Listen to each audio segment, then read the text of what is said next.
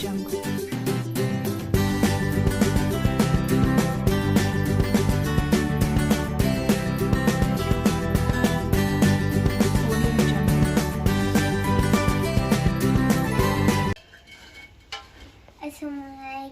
Hai kawan-kawan. Saya Kisha Humaira binti Muhammad Arif akan menyanyikan lagu bertajuk Burung Kenek-Kenek dengan iringan bunyi sudu. Mari menyanyi bersama saya.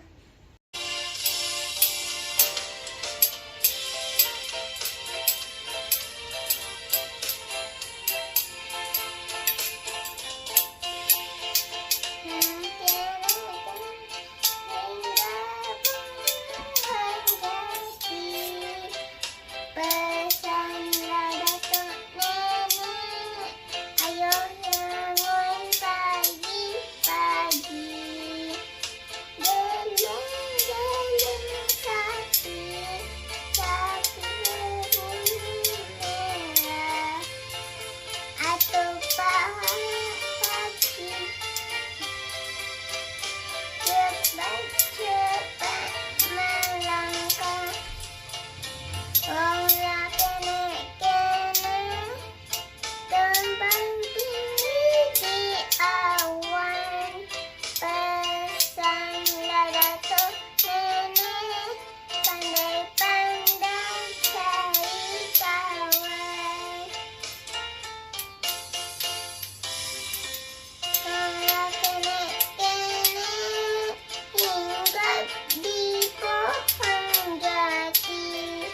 Pesanlah datuk nenek, ayo bangun pagi-pagi.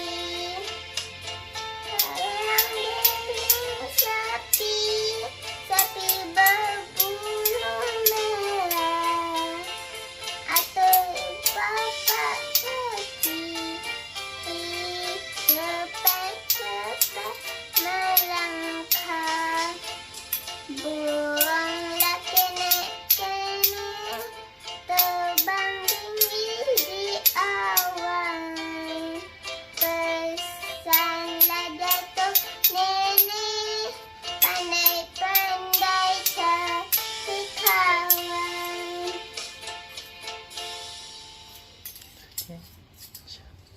Terima kasih.